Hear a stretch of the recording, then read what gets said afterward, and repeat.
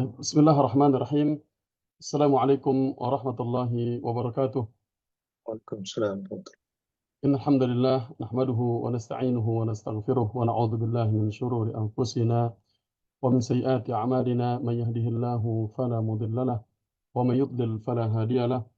Asyhadu an la ilaha illallah wahdahu la syarika lah wa asyhadu anna Muhammadan abduhu wa rasuluh sallallahu alaihi wasallam tasliman katsira. Amma ba'du.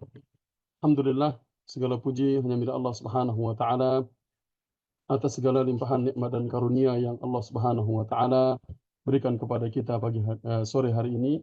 Kita bertemu untuk membahas ilmu-ilmu yang Allah Subhanahu wa taala turunkan kepada kita. Semoga Allah Subhanahu wa taala memberikan taufik kepada kita semuanya untuk bisa memahami dan mengamalkan apa yang kita pelajari hari ini. Mungkin seperti biasa, pembahasan kita hari ini sedikit berbeda, yang mungkin tadinya kita bisa mendengar kajian sambil kita duduk di mobil mungkin, ataupun kita bisa di living room mungkin sama keluarga. Yang hari ini kita lebih fokus dan mungkin lebih serius untuk memperhatikan layar daripada handphone bagi yang menggunakan handphone ataupun yang menggunakan TV dan sejenisnya, agar bisa mengambil faedah lebih dari pembahasan kita sore hari ini. Siapkan juga untuk membantu memudahkan pembahasan Al-Quran yang cetakan Madinah atau cetakan Arab yang bisa kita bilang, nanti agar bisa dari pelajaran tersebut kemudian langsung dilihat contoh yang akan kita sampaikan. Kita mulai masuk di layar. Bisa, kalau ada yang tidak kelihatan bisa dikasih tahu ya, insyaallah. Jadi kajian ini adalah kajian rutin yang teman-teman di sini mengisi mulai dari 1 Ramadan sampai akhir Ramadan nanti. Sebenarnya hari ini jadwalnya start, namun ada yang berhalangan. Jadi saya diminta untuk menggantikan, insyaallah taala. Semoga nanti bisa lebih memberikan faedah bagi kita semuanya. Insyaallah pembahasan kita pada sore hari ini berkaitan dengan ciri dan cara membaca Al-Quran Rasm Utsmani, cetakan Madinah, atau juga sering kita mengatakan dia cetakan Arab. Ya, ini kajian terselenggara atas atau di bawah Hasunah Qatar. Ada beberapa hal yang perlu kita pahami kaitannya dengan membaca Al-Quran, bahwasanya Allah Subhanahu wa taala menurunkan Al-Quran tersebut sebagai mukjizat, sebagai bimbingan dan pedoman hidup. Jadi bukan hanya diturunkan Al-Quran tersebut untuk dibaca saja, tidak, tapi juga menjadi bimbingan bagi kita, pedoman hidup kita untuk kita pahami isinya. Nah, sekarang kita akan fokuskan pada membaca Al-Qurannya. Al-Quran juga merupakan sarana yang paling utama untuk kita memohon, bermunajat kepada Allah Subhanahu wa taala, baik dengan membaca ayat-ayatnya, menghafalnya, mempelajari kandungan isinya, mengamalkan isinya, serta mengajarkannya. Semuanya ini adalah ya untuk kita mendekatkan diri kita kepada Allah Subhanahu wa taala. Dan banyak sekali ayat dalam Al-Qur'an yang memerintahkan kita untuk mempelajarinya, untuk membacanya. Ya, walaqad yassarnal Qur'ana lidzikri fahal min muddakir. Juga Allah Subhanahu wa taala berfirman dalam surat Al-Muzammil, warattilil Qur'ana tartila. Bacalah Al-Qur'an dengan tartil. Ya, Nabi sallallahu alaihi wasallam bersabda, khairukum man ta'allama al-Qur'ana wa 'allamah. Orang yang sebaik di antara kalian adalah orang yang belajar Al-Qur'an dan mengajarkannya.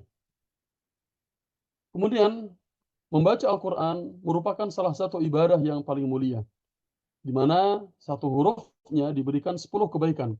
Dalam hadis Abdullah bin Mas'ud, di mana dikatakan bahwasanya barang siapa yang membaca Al-Quran, maka akan diberikan pahala ya 10 kali lipat dari setiap hurufnya. La aqulu alif lam mim harfun, aku tidak mengatakan alif lam mim itu satu huruf, walakin alifun harfun, tetapi alif satu huruf, ya, walamun harfun dan lam satu huruf, wa mimun harfun dan mim juga satu huruf. Jadi ketika membaca Alif Lam Mim kita sudah mendapatkan 30 kebaikan. Oleh karena itu setiap muslim harus berusaha mampu membaca Al-Quran sesuai dengan kaidah ilmu tajwid. Dan metode individual merupakan cara terbaik dalam mempelajari Al-Quran, yaitu dengan maksudnya berhadapan langsung antara guru dan siswa. Gak bisa Bapak Ibu, saudaraku sekalian, belajar tajwid itu ya sekedar membeli kaset, ya CD, kemudian ditonton, kemudian ditiru, diikuti, itu tidak bisa. Ya mungkin dapat faedahnya, namun tidak bisa maksimal. Oleh karena itu metode yang dipakai dalam belajar mempelajari Al-Quran ini adalah dengan bertalaki langsung, ya, dengan guru tersebut. Kemudian apa latar belakang kita mempelajari atau pembahasan kita pada sore hari ini? Ya, satu, karena setiap muslim wajib hukumnya kita membaca Al-Quran, dan agar kita mampu membaca Al-Quran dengan baik dan benar, perlu padanya adanya penguasaan. Ini bagi yang hadir hari ini, ya harus sudah bisa membaca Al-Quran minimal.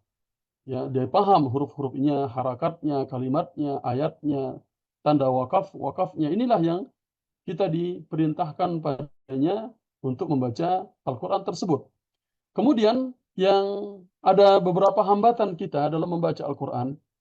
Ya, mudah-mudahan dengan Ramadan ini kita lebih bersemangat. Yang pertama, kurang semangatnya dalam mempelajari bacaan Al-Quran yang benar. Kurang semangat dalam belajar membaca Al-Quran tersebut. Ya, mungkin karena disibukkan dengan kerjaan, dengan yang lainnya, atau banyak juga sebabnya ada karena malu. Apabila belajar itu karena sudah umur, kadang-kadang nggak enak. Ya, ini jadi nggak semangat karena sebab itu. Kemudian juga metodologi pengajaran dalam mempelajari Al-Quran ini kurang efektif dari keberhasilan tersebut. Dan dipakai metodenya kadang-kadang bisa jadi susah untuk menjadikan seorang itu paham dan berat untuk mempelajarinya. Kadang-kadang ya terlalu tasyaddud padanya dalam mendidik, itu menyebabkan ya uh, orang yang belajar itu sendiri kadang-kadang putus asa dalam belajar. Kemudian tidak memahami ciri penulisan Al-Quran yang dia pakai. Padahal dengan mengetahui ciri penulisan itu sudah ada cara dalam membacanya. Maka solusi dari hambatan tersebut dan juga untuk melaksanakan perintah tersebut, maka perlu kita untuk memahami kaidah Rasmul Uthmani dalam pembelajaran membaca Al-Quran. Nah, ini tujuannya agar menghasilkan peserta didik yang mampu membaca Al-Quran dengan baik dan benar sesuai dengan kaidah ilmu tajwid. Itulah tujuan kita dalam belajar pada sore hari ini, agar kita tahu bagaimana kaidah Rasmul Uthmani atau kaidah yang dipakai dalam penulisan Mushaf Madinah ini memberikan kemudahan bagi kita untuk membaca Al-Quran dengan baik dan benar. Dari sisi penulisannya kita lihat, kita bisa tahu. Dan dengan itu kita akan terjaga lisan kita dari kesalahan dalam membaca Al-Quran. Kita misalnya dalam berbahasa Inggris saja, salah dalam menyebut kalimat, bisa salah artinya. Nah, kita tahu misalnya beberapa kalimat yang mirip, good, God, ya gitu kan. Good, God, apalagi itu yang serupa-serupa dengannya. Ya, 11, ya mungkin 11 gitu ya. Salah cara membacanya bisa bermakna yang berbeda. Ya, dan ini apabila salah pada bacaan Al-Quran, ada yang merubah maknanya, bahkan bisa menyebabkan dia tidak bermakna. Tergantung dari sisi kesalahan membaca tersebut. Kemudian yang saya harapkan dari pembelajaran kita pada sore hari ini nanti, terutama mungkin bagi ada yang hadir di sini yang punya lembaga, maka sebagai bahan pertimbangan dan juga informasi untuk biar kualitas mutu pendidikan yang diajarkan itu bisa lebih baik. Kemudian bagi guru yang ikut misalnya di sini untuk menjadi informasi, menjadi bahan membina peserta didiknya agar dapat membaca Al-Quran dengan baik dan benar sesuai dengan kaidah tajwid sebagai tambahan ilmu. Kemudian bagi yang belajar pertama kali, ini sudah ada gambaran terkait dengan metode pembelajaran yang lebih efektif. Ya, dengan kita melihat cirinya, bisa kita mengetahui caranya. Ada banyak sebenarnya metode dalam pembelajaran membaca Al-Quran tersebut yang kita ketahui. Ya, banyak sekali. Ada yang namanya metode Al-Baghdadi, ya. Kemudian metode Qiraati, bagi yang di sini ada yang saya lihat pernah belajar metode Qiraati. Ada juga metode Al-Barqi namanya, ada metode Jibril, metode Iqra yang biasa kita pakai di kampung, ada metode Iqra Rasmul Utsmani yang kami pakai di Al-Fur Community dan juga di Pata. Misalnya metode Al-Qaeda An-Nuraniyah yang dipakai di orang-orang Arab.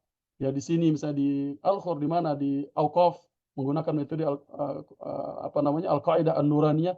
Namun kita pusatkan metode yang dipakai adalah yaitu pada Rasmul Utsmani. Kemudian berikutnya ada beberapa hal yang perlu kita pahami sebelum kita beranjak belajar nantinya. Ya, yaitu indikator pembelajaran membaca Al-Quran agar kemampuan kita bisa meningkat dalam membaca Al-Quran.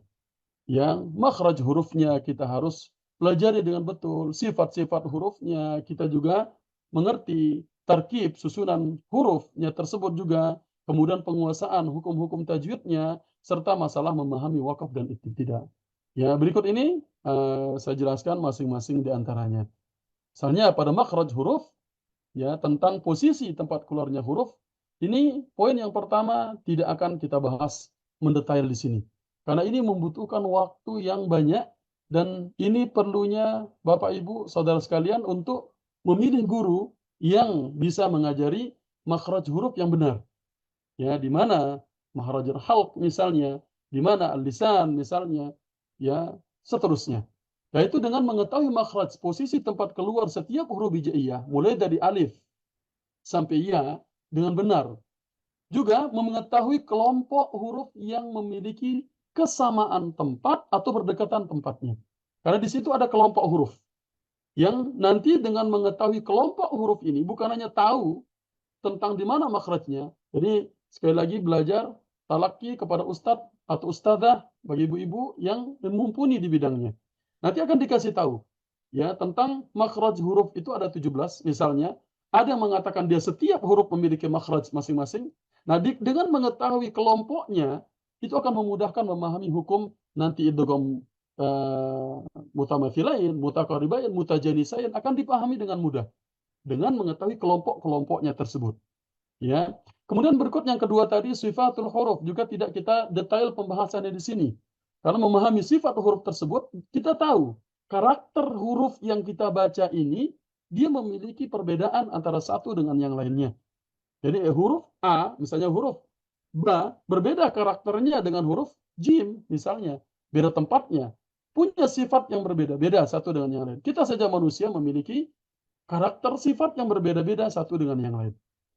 Maka huruf ini, apabila kita mengetahui sifat-sifatnya akan memudahkan kita. Bagaimana nanti sifat huruf tersebut, ada yang bayina, ada yang lain, dan seterusnya misalnya. Dengan mengetahui sifat-sifat huruf ini memudahkan kita membaca, memberikan masing-masing sesuai dengan sifatnya. Dan di sini tidak kita detailkan karena pembahasan pertama dan kedua membutuhkan waktu yang panjang. Ya, kemudian berikutnya tarkibul huruf, susunan huruf. Ini mungkin setelah kita belajar, kita menyusun, membaca huruf-huruf tersebut dalam satu kalimat, dalam satu ayat. Kita mampu membacanya. Jadi kalau ada di antara kita belum mampu membaca susunan hurufnya, maka susah nanti untuk mencapai hasil dari hasil pembelajaran kita hari ini. Betapa banyak orang yang dia mampu membaca huruf dengan terpisah, tapi ketika dia digabung, dia kesulitan. Contohnya dulu ada kawan kami misalnya ketika membaca, dia kebalik-balik membaca huruf. Idza jaa, za jaa. Ya, bahasa dia J dibaca Z, Z dibaca J. Kemudian dibaca selalu kalau ngaji ijazaa nasrullah ijazaa. Ustaz bilang bukan ijazaa tapi idza jaa. Coba didekte. Za, ja. Sambung. Jaza. Padahal zaja gitu. Ini ketika digabung kadang-kadang mulai kita keliru. Nah, disinilah ya latihan dalam menyusun membaca susunan huruf tersebut. Kemudian menguasai hukum tajwid. Nah, ini yang juga tidak kalah lamanya membahas tentang masalah ini. Namun, yang pembahasan kita nantinya, kita akan tahu cara membacanya, walaupun istilah nama hukum tajwidnya kita tidak ketahui. Nah, itulah pembahasan, tujuan dari pembahasan sore hari ini, ciri cara tersebut. Yaitu sering melatih lidah tersebut dengan memperbanyak membaca Al-Quran. Ya, di antara kita mungkin susah ketika mengucapkan kalimat misalnya. Namun dengan latihan yang banyak, kita akan terbiasa. Ya gitu. Ada orang yang susah dia banget ketika mengucapkan huruf dhad misalnya. Dia mengucapkan susah ketika latihan tadi misalnya. Kita di Indonesia, udah azan belum? Udah azan, Bu. Udah azan. Suruh ngaji, ijajul jilatil ardu jiljalaha. Saya hadapin itu. Saya jumpai dan bukan satu dua orang. Banyak. Ijajul jilatil ardu jiljalaha itu. Tapi ketika disuruh latihan, ya misalnya zai, misalnya disuruh latihan, ya zazi zubaz, bisa dia. Tapi ketika dibaca, tertarik kadang. Ini karena kebiasaan tersebut. Maka ini pun membutuhkan latihan yang banyak. Memahami wakaf dan ibtida ini kita minimal, kita yang orang ajam misalnya, tahu di mana tempat-tempat pemberhentian.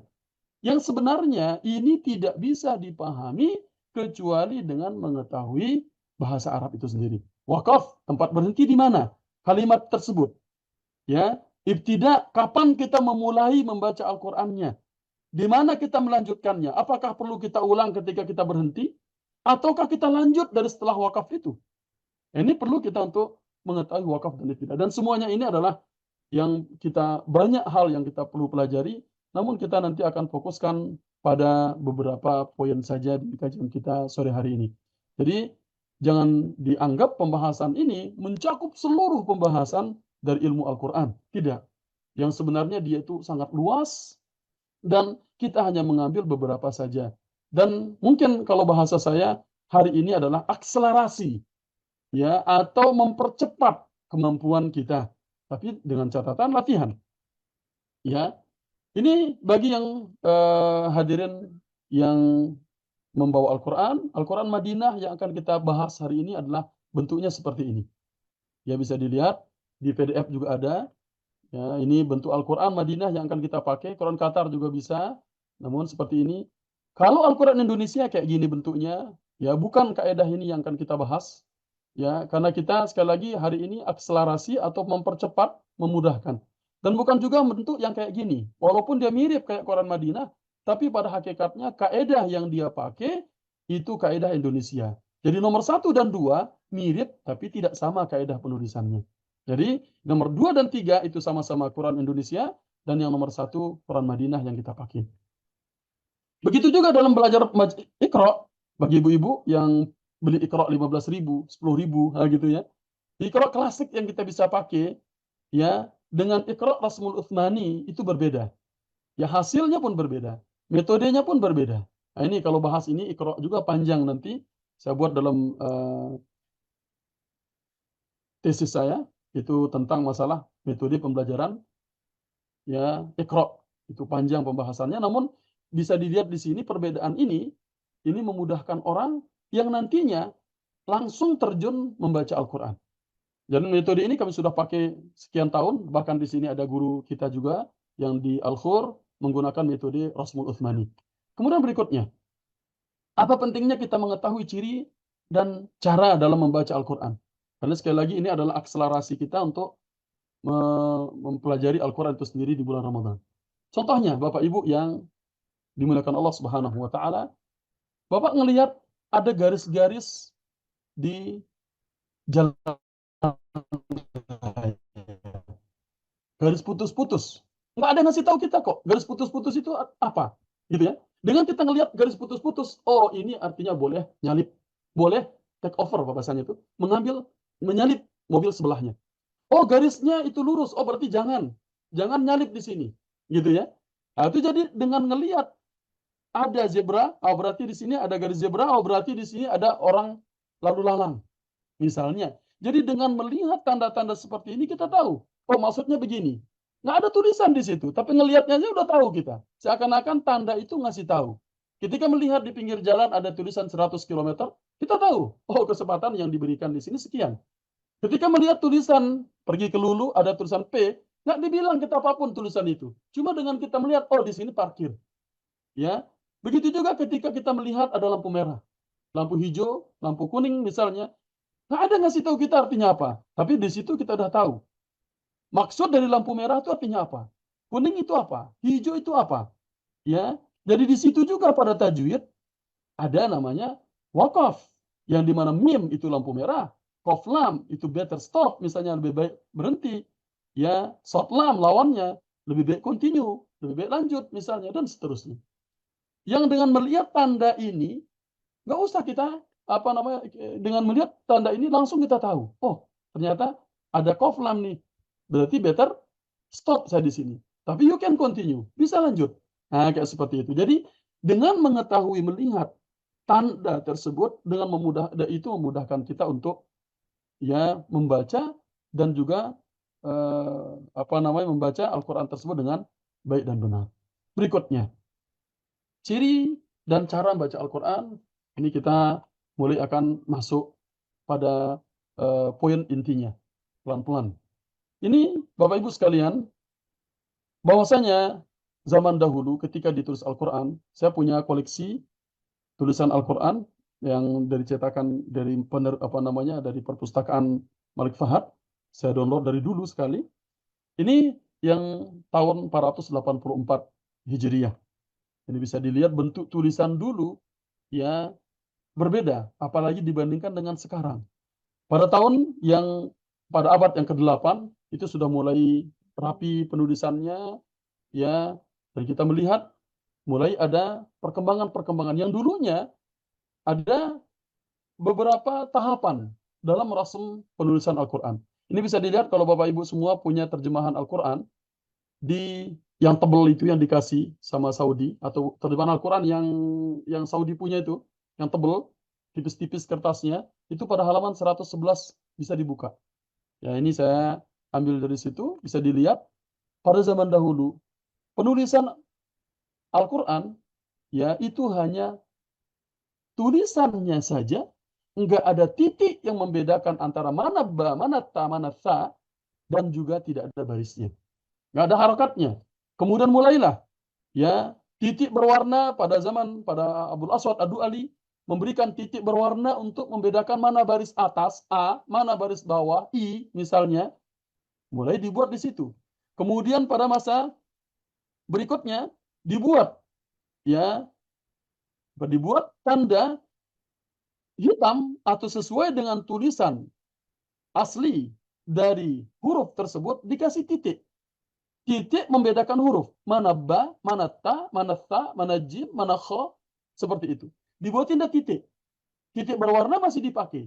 Karena banyaknya titik-titik tersebut menyebabkan orang bingung. Ya, titik-titiknya. Maka di situ mulailah disuruh oleh Al-Khalil bin Ahmad Al-Farahidi kemudian mulai membuat huruf-huruf kecil yang ada di samping, bisa dilihat waw kecil, di atas dibuat jadi dhammah, ya, alif yang dimiringkan di atas dijadikan fathah, ya yang dibengkokkan, dan seterusnya. Dan pada masa kita ini ada penyesuaian. Nggak ada lagi kita melihat ada ya bengkok di bawah sebagai kasrah. Namun ditulisnya rapi, garis seperti itu. Ini adalah untuk memudahkan ya kita dalam membaca. Ya, dan ketika dimudahkan membaca, diharapkan tidak ada kesalahan. Ya, sekarang apakah kita siap dan siapkan diri kita untuk memperhatikan masing-masing poinnya, dan insyaallah taala ini nanti bisa dipraktikkan langsung dan dicoba sendiri di rumah ya, dan butuh latihan, ada bimbingan ustadz pastinya untuk memantapkan pembahasan kita. Dan ini mungkin jadi mukadimah kita ya. Silakan dilihat yang pertama. Izhar. Sekali lagi di sini kita tidak membahas istilah hukum tajwid. Kita nggak membahas ikhfa hakiki, idgham bi gunnah, izhar halqi, izhar syafawi, idgham mutakaribain, mutajanisain. Nggak ada kita bahas. Kita membahas kaitan dengan istilah penulisan mushaf itu. Sekali lagi, ilmu Al-Quran ini kalau diperlebar sangat luas. Sangat luas. Setiap hari di bulan Ramadan dibahas masing-masing aspek keilmuannya, nggak selesai. 100% saya yakin nggak selesai. Itu kalau masing-masing aspek keilmuannya dibahas. Jadi kita pusatkan pada pembahasan kita sekarang. Sekarang dilihat di layar kaca antum sekalian. Secara umum, setiap huruf yang berbaris sukun menunjukkan huruf itu harus dibaca jelas. Ya, jelas makhraj dan sifatnya. Tapi di sini tidak semua huruf sukun memiliki hukum bacaan. fa sukun misalnya, apakah dia punya hukum bacaan? Tidak. Ya, tapi harus dibaca jelas. Ya, harus dibaca jelas ketika dia sukun misalnya pembacaan tersebut. Ya. Wa idz qala Musa idz qala wa idz. Apakah ada hukum bacaan zal ketemu dan qaf? Enggak ada. Namun zalnya harus dibaca jelas. Karena huruf itu, ini kaidah tajwid, mungkin ibu bapak sekalian yang belajar pasti tahu, ingin kita mengetahui sifatnya. Kalau bapak ibu ingin tahu sifat huruf tersebut, matikan dia. Ya, akan jelas. Wa idz, di mana posisinya akan nampak. Coba aja. Semua huruf matikan dia, kemudian akan kita tahu di mana letak pengucapannya. Ya, dia akan mengarah ke arah situ. Nah, di sini. Sekarang kita fokus ke hukum yang ada hukum bacaannya, baru nanti yang sisanya. Perhatikan huruf nun di bawah ini. Ya, nun yang berharakat sukun. Ya, bisa dilihat ada harakat sukunnya, jelas bunyi huruf N-nya. Bunyi N, makan. N, kita begitu, ya gitu kan? Bunyi N-nya jelas. Lidah menempel ke langit-langit, tempelkan lidah kita, N. Terasa, lidahnya nempel, N. Sama dengan kita bilang tadi, makan, ya, sendirian, N, gitu kan? Apalagi durian, nah, makan, durian, sendirian, ya, tidak ada kawan, N, nah gitu ya, N. Jangan ditahan, N, bukan. Artinya, ketika sempurna N-nya, lepas terus. Ketika sempurna, jangan kecepatan. Tapi sempurnakan dulu N-nya yang mati itu baru lepas. Kita ambil contohnya. Ya, nun yang mati. Silakan dilihat di mushafnya juga ada. Min khairin. Min kha. Jangan min khai, min khai, min khai. Belum sempurna nun matinya udah kha. Min khai. Bukan. Tapi min kha. Sempurnakan dulu nun. Min baru kha. Min kha. Min kha. Min khair. Min khair. Lihat contoh di bawah ini juga. Berikutnya. Radhiyallahu. Lihat nun yang mati pada anhum. Nun yang mati pada an. Nuhu anhum. Berikutnya. Waradu an. Dzalika liman kha. Jangan dzalika liman khasyiya. Bukan liman. Jangan ditahan. Begitu sempurna, lepas. Liman kha. Jangan liman kha. Dzalika liman khasyiya. Nah, seperti itu. Kemudian berikutnya, yang sama juga yang ada hukum bacaannya adalah pada mim yang berharakat sukun di atasnya. Ya, ketika mim ini memiliki harakat sukun di atasnya, maka sama. Bunyi M harus jelas. Ini sudah dua nih. Ya, silakan sambil dilihat dan diperhatikan nanti sambil latihan. Nun tadi yang memiliki baris mati. Ya, dimasukkan ingatan nun berbaris mati. Sekali lagi mushaf Madinah biar nggak salah nanti yang dipakai. Berikutnya huruf mim yang mati. Maka kedua bibir rapat. M, minum, bahasa kita gitu. Ya, orang mudah dalam membaca ketika dia biasa dengan kalimat yang dia pakai. Minum, apalagi yang ada M-nya. Ya, minum, yang M mati apa misalnya? Minum. Ya, itu misalnya ya. Bibir rapat. Jangan ditahan sama dengan nun. Begitu sempurna minum air. Saya minum air. Misalnya gitu kan. Lepas terus. Ya, contohnya dalam Al-Qur'an misalnya, lihat huruf mim yang berbaris mati. Jadi begitu M langsung fa. Ya, lahum fi. Hum fi. Hum jangan lahum fiha ma yasha'un. Bukan lahum, jangan ditahan. Begitu sempurna, lahum fi. Hum fi. Jangan kecepatan. Lahum fiha, hum fiha, lahum fiha. Mana lahum fiha? Mimnya belum sempurna. kasih dia haknya. Nah, berikutnya sering kita baca nih, sering kita dengar imam di masjid. Mim mati, lihat, mim mati yang kedua. Lakum dinukum wa lakum di. Jadi jangan ditahan. Lakum dinukum wali, salah. Jadi lihat mim yang mati, maka sempurnakan mim matinya, kemudian langsung pindah ke huruf di depannya. Lakum dinukum waliyadin. Lakum di. Berikutnya. Oke, sudah 2 pelajaran. Dan sekali lagi, karena perlu adanya latihan yang maksimal.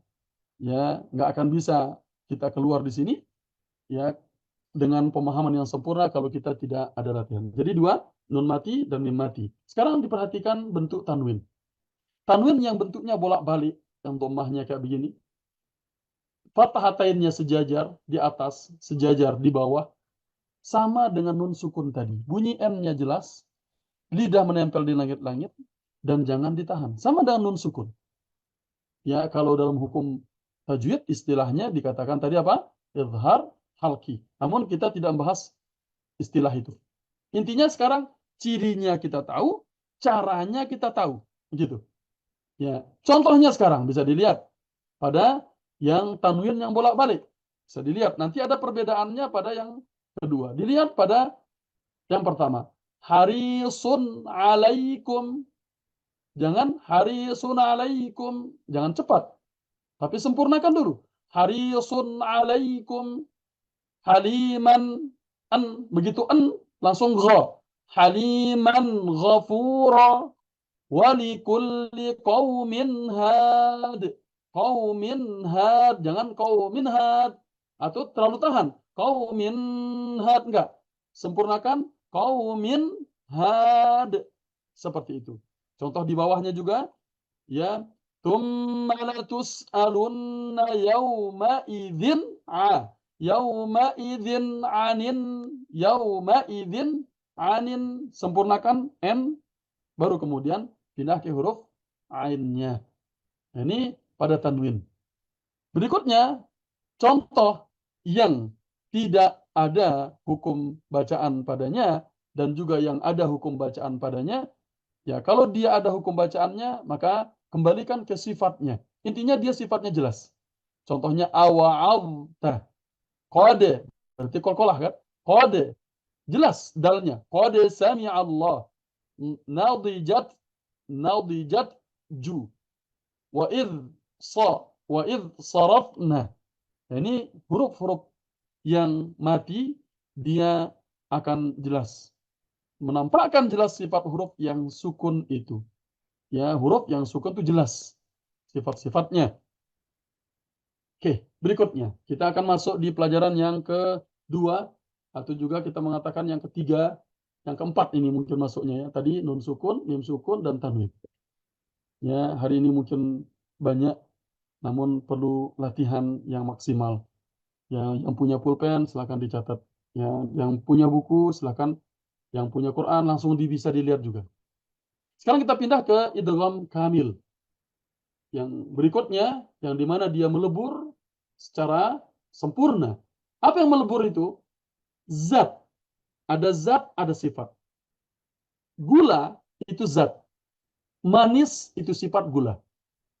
Oke? Zat gula, manisnya sifatnya. Begitu kita buat teh, manisnya nampak, gulanya nggak kelihatan lagi.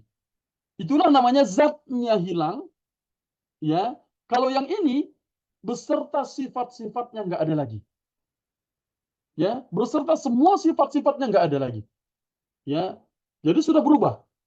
Yang tadinya dia itu air putih, sudah nggak dibilang air putih lagi ketika dicampur sama marjan. Wus, ingat berbuka puasa nih. Ya, udah berubah dia. Ya, zatnya dan sifatnya. Nah, ini penting untuk kita pahami. Cirinya dalam Al-Quran, ciri idgham kamil ini, ciri idgham kamil ini adalah bukan istilah dalam hukum tajwid. Ya, tapi ini istilah dalam rasm penulisan. Yang pertama, Tidak berbarisnya huruf pertama menunjukkan dia sempurna. Di dalam Al-Quran Ibu lihat, ada yang dikasih baris, ada yang enggak. Nah, kalau dikasih baris, udah kita bilang tadi. Semua huruf yang punya baris, jelas. Selesai. Apapun hurufnya. Makanya kenapa alif lam qamariyah dibilang izhar qamariyah. Karena jelas. Al-Qari'ah. Lamnya jelas. Al. Begitu. Semua yang berbaris mati, jelas. Sekarang nggak ada barisnya. Berarti semua dikatakan sempurna. Dilihat dari huruf setelahnya. Bila dia bertasydid, maka dia ini menunjukkan dia itu menunjukkan kamil, sempurna. Huruf yang pertama artinya zat dan sifat yang pertama hilang. Dengan kata lain, seakan-akan hurufnya nggak ada. Seakan-akan hurufnya tuh nggak ada. Melebur ke huruf yang kedua. Contohnya, bisa dilihat di layar. Min nur. Nun ketemu nun. Nun yang pertama nggak ada baris. Nun yang kedua punya tasydid. Seakan-akan nun yang pertama itu nggak ada. Langsung dibaca ke nun kedua. Begitu juga pada huruf mim. Nun mati ketemu mim. Seakan-akan nunnya nggak ada. Mimma khuliqa mimma indafik. Mimma. Mim langsung ke mim. Ini namanya sempurna masuk. Contoh lain. Ta, nggak ada barisnya. To, ada tasydid. Tanya seakan-akan nggak ada di situ. Langsung dimasukkan semua ke to. Idhammat ta'ifatan. Jadi langsung ke to. Idhammat to. Mat to. Langsung ke huruf to-nya. Ini bisa dilihat ada tasydidnya. Contoh lain yang di bawah, ba ketemu mim. Sekali lagi kita nggak membahas mutajanisain, mutakaribain, mutamathilain. Sini cara dalam penulisannya. Ba ketemu mim, mimnya tasydid, ba nggak pakai baris. Ba-nya jangan dibaca, langsung ke mim. Ya bunayyarkam ma'ana. Irkam ma'ana. Bukan irkab ma'ana. Irkam ma'ana. Contoh lain, misalnya mim ketemu mim.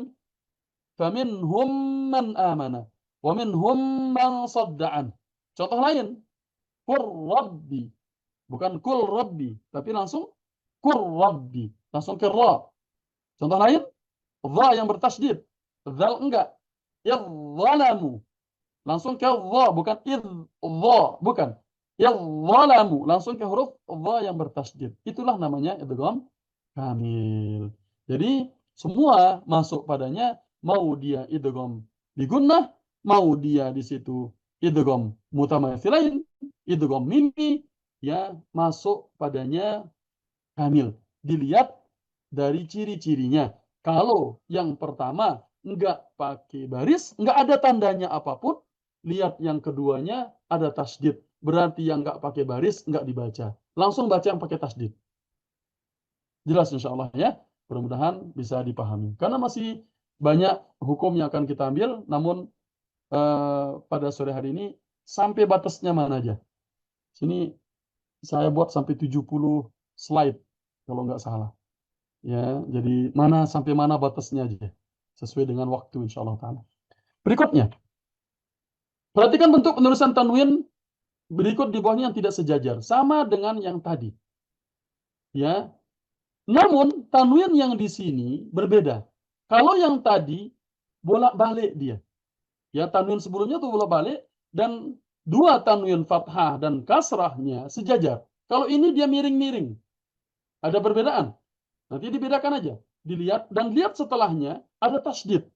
Ingat, yang menunjukkan dia sempurna tasydid setelahnya. Berarti sama dengan nun tadi.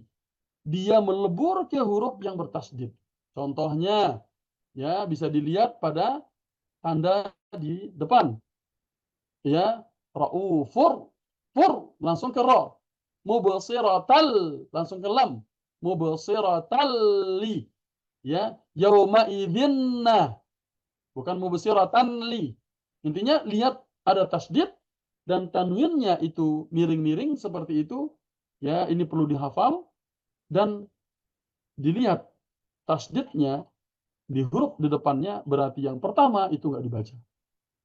Nah, kita masuk di pelajaran berikutnya. Ini yang ketiga, yang tidak sempurna. Kalau tadi kita mengatakan, oke, nanti kesimpulannya saya akan sampaikan, semua yang mati itu jelas. Semua yang nggak ada tanda, di depannya ada tasdid, berarti yang nggak ada tanda nggak dibaca. Yang dibaca yang bertasdid. Itu kesimpulan nomor 1 dan nomor 2. Kalau yang sekarang, idgham nakis, meleburnya nggak sempurna. Sama dengan gula tadi. Ketika Bapak buat teh, kita nggak mengatakan, ya gulanya nampak, rasanya kelihatan. Tapi sudah nggak ada gulanya, tinggal manisnya saja. Ya, rasa gulanya ada, tapi zat warna putih gulanya nggak kelihatan lagi.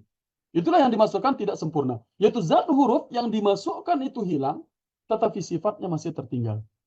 Ya, ciri idgham nakis ini sama dengan yang tadi, namun berbedanya adalah ada yang kedua. Tidak berbaris huruf pertama, yang kedua bedanya di sini. Tidak ada tasdid pada huruf yang kedua. Yang kedua nggak ada tasdidnya. Ya, contohnya bisa dilihat di depan. Nun ketemu waw. Waw nggak pakai tasdid. Bukan disempurnakan. Miqwal. Miqwal. Tidak. Tapi dia masih menampakkan sifat gunnah dari nun itu sendiri. Miu.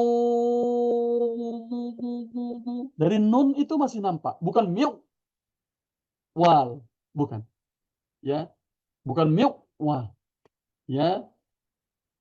Berikutnya, dan di sini ya kita kalau ada yang mengatakan, Ustaz, ada kok yang membaca miqwal salah satu qiraah. Ya iya, itu kita tidak bahas ilmu qiraah di sini karena waktunya nggak cukup pastinya ya. Kalau ilmu qiraah lain lagi dia tempatnya. Ya, Khalaf misalnya, Imam Khalaf tidak membaca dengung. Nah, ini di luar itu masih jauh kita pembahasannya. Itu Imam Khalaf yang tidak membaca dengung. Nah, di sini secara umum lihat contohnya, cirinya berarti dibaca dengan dengung. Miau. Contoh yang kedua. Mai. Bukan mai. Ya. Mai. Ya. Tapi mai. Ya. Mai. Ya. Contoh yang lain. Yang ikhfa ya. Nun nggak pakai tanda. Dalnya nggak ada tasdid. Ya. Mau bilang dal. Kita tahan nih. Dada. Nah ini nggak ada tasdid setelahnya menunjukkan dia nakis. Dan bunyi nunnya itu mengambang. Nah, itu dia mengambang di ikhfa ya. Karena lidah siap-siap mengucapkan huruf dal. Begitu juga yang setelahnya. Wa antum itu. Anda dan wa antum. Nah, ini semuanya ini ada 3 contoh dalam satu itu. Ikhfa lagi misalnya miyata. Ya, yang ikhfa syafa'i misalnya tarmihim bi. Ya, tarmihim bi. Nah, ini lebih dibaca ke ba. Kemudian contoh yang lain misalnya Bapak lihat atau Ibu lihat di to nggak pakai baris, tanya nggak pakai tasdid. Maka sifat to-nya masih nampak tapi bukan dijelaskan. Bukan farratotum, tapi farratum. Dia masuk to, keluarnya ta. Basat ta. Bukan basat to. Basat, bukan juga basat ta. La in basatta ilayya yadaka litaqtulani ma ana bibasitin. Bukan. Basat sa masuk to, kemudian keluarnya ta. Nah, ini perlu latihan. Nggak bisa sekedar hadir di sini. Ini jadi apa namanya? Mukadimah bagi kita pada beberapa tanda-tanda. Ya, pada beberapa tanda-tanda perlu latihan. Nah, kita ambil nanti dari ciri cara dan Ibu Bapak sekalian bisa langsung praktik. Ya. Ahab tu. Langsung masuk to, keluarnya ta. Ahab tu. Ya, ahab tu. Nah, berikutnya. Tanda yang tadi juga, yang di idgham kamil, sama dengan idgham nakis. Bedanya adalah tidak ada tasdidnya. Huruf setelahnya. Jadi kalau yang kamil sempurna, yang melebur sempurna, ada tasdid. Kalau di sini nggak ada tasdidnya. Jadi nggak ada tasdidnya. Ya, contohnya misalnya rahimu, nggak ada tasdid pada waw.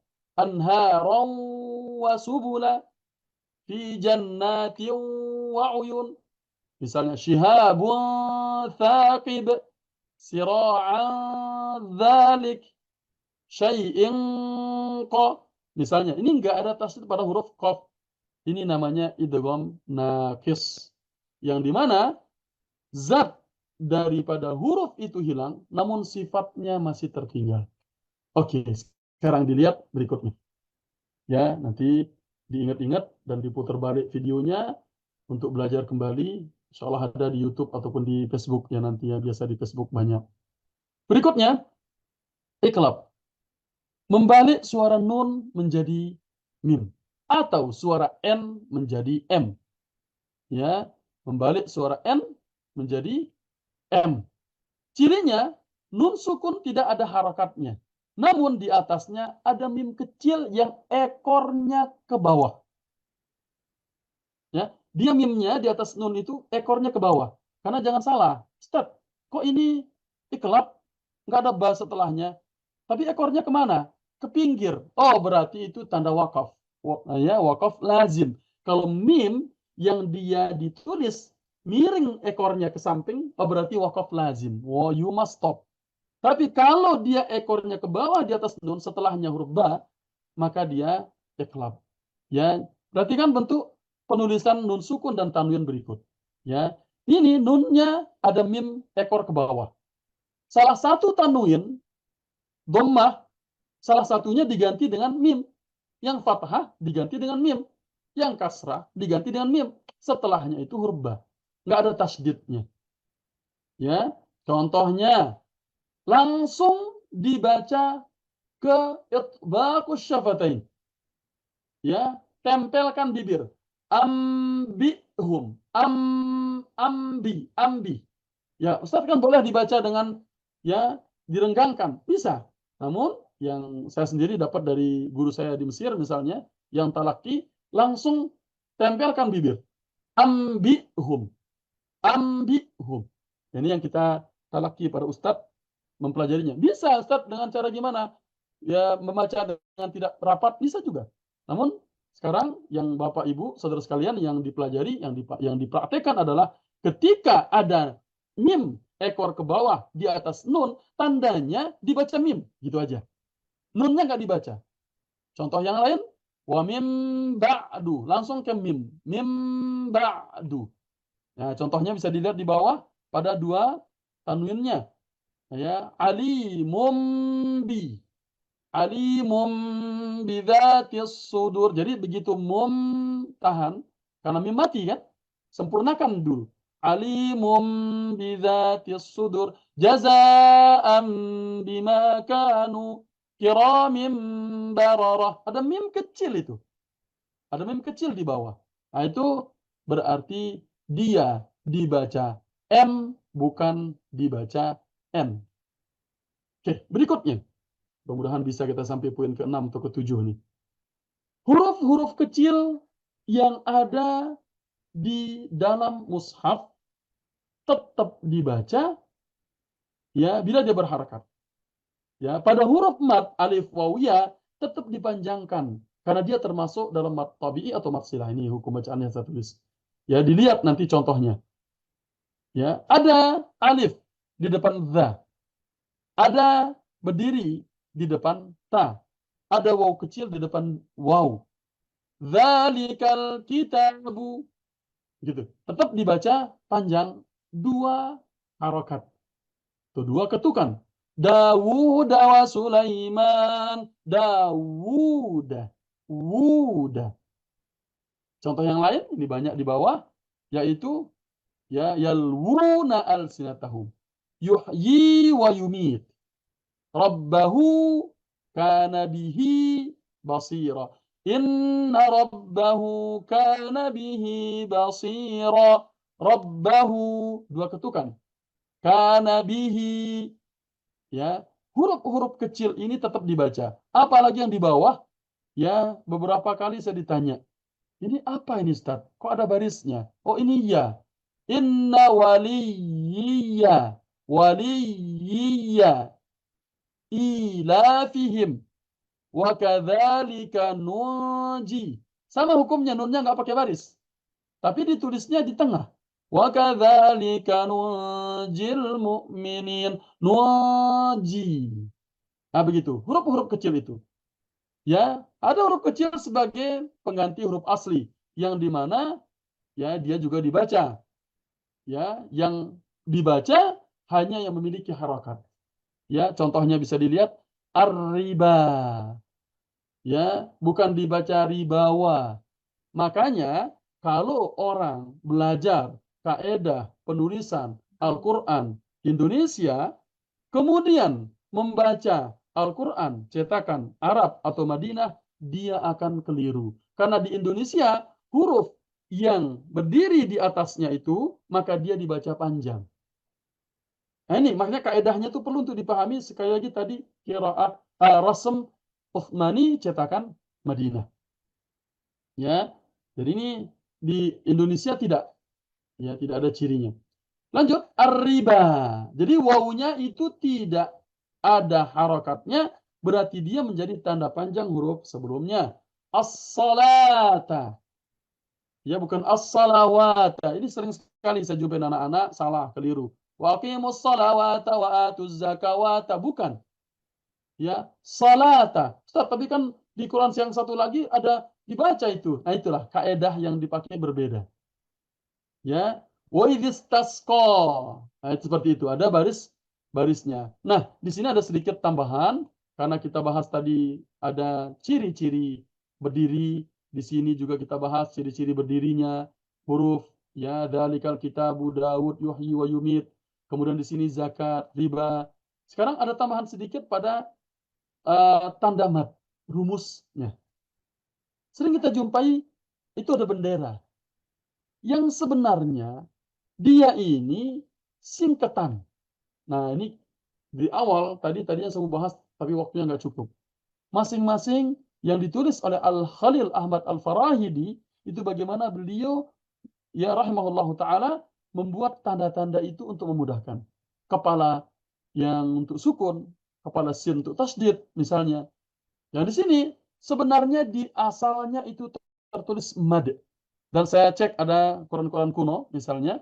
Nah, di Mbah Google juga ada bisa dilihat gitu ya. Tapi yang saya ambil dari Quran Malik Fahad itu tulisan matnya yang kedua masih ada. Ya, dan diperbaiki atau diperindah dengan tulisan yang paling bawah yang kita sekarang. Yang sebenarnya paling pojok itu mim, yang sebenarnya di bawah itu dal. Yang artinya mat, panjangkan. Ya, mat. Ketika jumpa seperti bendera, sebenarnya itu ditulis mat hukumnya. Kemudian berikutnya ada mat tabi'i misalnya yang dia sama dengan yang ar-riba, salah, tasqa misalnya ini kembali ke hukum tajwidnya. Oke, berikutnya. Kita ambil 2-3 menit lagi baru kita tutup. Penulisan sin kecil di atas. Karena ini inti-intinya sampai di sini ya. Penulisan kecil sin di atas pada huruf shad yang dibaca sin. Intinya mana di kepala kita memudahkan di Quran Utsman Madinah itu mana yang di atas itu yang dibaca. Tadi Ibu lihat Bapak lihat di iklab mim yang di atas nun, berarti mimnya yang dibaca. Sekarang sin di atas shad, sinnya dibaca. Wa yabsutu sin su. Kalau dia di bawah shad, maka yang dibaca shadnya. Karena shad yang di atas. Intinya, mana huruf yang di atas yang dibaca? Musaytirun. Bukan musaytirun.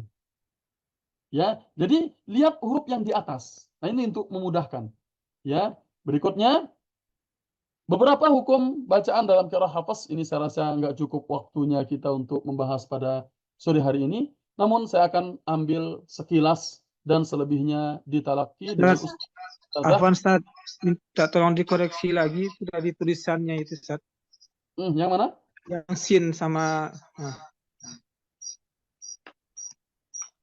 yang sin yang sama sin kecil. Di sin kecil di atas shad dibaca shad. Ya. Salah tulis. Salah tulis Yang ini. kedua Ustadz, yang di bawah. Ini keliru tadi. Ya. Sin kecil di atas sod dibaca sin. Nah, ini salah tulis. Nanti saya koreksi insya Allah ta'ala. Ini pakai ininya. Oke, sin kecil di bawah sod. Oke, sebentar. Kalau gitu, saya keluar sebentar ya. Ya, ini sin kecil di atas sod dibaca sin. Sin kecil di bawah sod dibaca sod. Nah, ini ketukar ini. Ketukar tulisannya. Oke, nanti koreksi. Jazakallah khair atas koreksinya. Ini salah tulis ini. Sebentar. Kalau gitu, saya keluar. Mana dia tadi? Biar tidak salah. Ini ada 73 slide yang saya buat. Kita masih bahas 53, jadi waktunya masih panjang. Namun, kita tidak akan menghabiskan semuanya, karena silahkan belajar sama Ustadz yang mumpuni padanya. Oke, yang ini saya ganti pakai sin. Yang ini sod. Yang ini penjelasannya betul, cuma tulisan yang salah. Saya siap dulu. Oke, kita lanjut. Nah, ini dia, baru betul. Nah, oke. Berikutnya, hanya 2 menit terakhir untuk sekilas, karena yang itu sampai di situ intinya. Semua pelajaran dari pertama sampai di sini intinya. Nah, sisanya ini adalah perlu untuk pelajaran tambahan.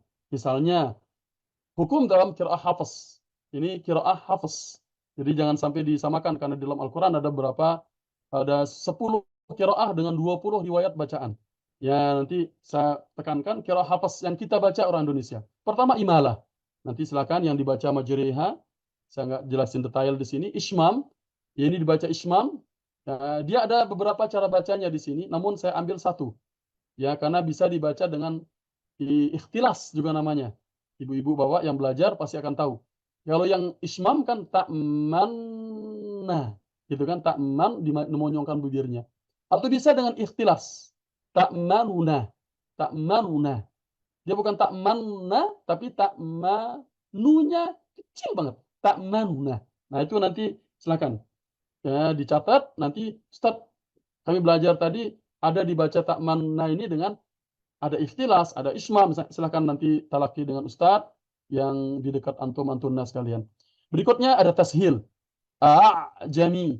Berikutnya ada nakal, salis. Sekali lagi ini qiraah hafaz ya, karena dalam qiraahnya Warash, ya Warash itu banyak banget nakalnya, hampir bisa dibilang semuanya kayaknya nakal. Wa fil akhirah itu nakal semua. Jadi di sini dalam qiraah hafaz. Berikutnya saktah. Ya, saktah pada beberapa seperti waqilaman yang saya baca tadi pagi subuh. Waqilaman tahan nafas. Nah, ini berikutnya 1 menit lagi. Nun wiqayah dan nun wasal ini perlu pembelajaran, dan ada trik kode cara membacanya. Bagaimana cara membaca ni di situ, yang dimana cirinya tanwin ketemu hamzah wasal.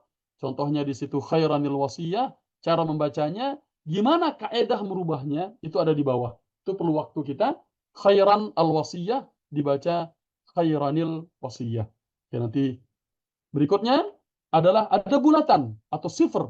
Ada bulatan sifr mustadir yang dimana dia tidak dibaca, seperti wa malaih di atas ya. Maka ianya nggak dibaca. Dibaca wa malaih. La tai'asu li syai'in. Nah, itu tidak dibaca la tai'asu, bukan. Wa malaihi, bukan. Nah, gitu. Ada yang kedua sifar mustatil, bulatan lonjong, yang dimana kalau berhenti, ya dibaca panjang. Tapi kalau sambung dibaca pendek. Contohnya, yang sering kita baca, wala ana abidumma dhununa. Kalau berhenti, dhununa wa tadhunnuna billahi dhununa. Tapi kalau disambung dibaca pendek. Nah, seperti itu. Sifar mustadir. Ada hamzah wasal, ini pun memerlukan waktu yang panjang. Hamzah wasal di awal, di mana dia itu kapan dibaca a, kapan dibaca i, kapan dibaca u, ya, dan di tengah kalimat tidak dibaca. Saya lihatin beberapa slide-nya nanti di YouTube ataupun di Facebook, nanti tinggal dilihat, bisa di screenshot atau bisa dilihat dan dipelajari. Itu tujuan saya, mempercepat sedikit. Kemudian berikutnya, ini kalau ini faktor yang mempengaruhi kita dalam belajar. Sudah selesai pembahasan intinya. Ya, kalau ingin berasar, orang yang pintar membaca Al-Quran ada banyak faktor yang menyebabkan dia itu bisa, ataupun kadang-kadang udah belajar lama tapi nggak bisa-bisa. Ini ada banyak penyebabnya. Kemudian berikutnya kesimpulan kita pada hari ini adalah dengan kita mengetahui ciri-cirinya, kita tahu cara membacanya walaupun belum menguasai istilah dari hukum itu. Kita nggak bahas idhar halqi, kita nggak bahas ikhfa syafawi, kita nggak bahas di sini. Kita hanya membahas gini rupanya, gini caranya. Nah, dibedain ya. Gini kelihatannya kayak gini, jadi caranya kayak gini. Gitu. Makanya saran saya adalah terakhir, perlu latihan yang banyak, belajar yang tekun, berdoa, mohon kepada Allah Subhanahu wa taala bantuan agar dimudahkan, niatkan ikhlas kepada Allah Subhanahu wa taala. Demikian pembahasan kita. Barakallahu fiikum wa jazakumullahu khairan. Ya, dan itulah pembahasan kita pada sore hari ini. Adapun setelahnya ini adalah saya sambil iseng-iseng aja nulis ya kaitan dengan qiraat, ya rukun tilawah dan sejenisnya, itu hanya tambahan saja kaitan dengan qiraat bacaan Al-Qur'an yang berbeda-beda. Ya demikian, mudah-mudahan Allah Subhanahu wa taala memberikan kita ilmu bermanfaat dan amalan kita diterima oleh Allah Subhanahu wa taala, dan mudah-mudahan Allah Subhanahu wa taala memberikan kita kemudahan untuk bisa membaca Al-Qur'an terutama di bulan Ramadan ini dengan ya maksimal, dengan cara yang sesuai dituntut padanya. Demikian saya tutup, saya kembalikan ke Abu Rehan. Saya rasa kalau ada pertanyaan mungkin satu, kalaupun enggak kita cukupkan aja.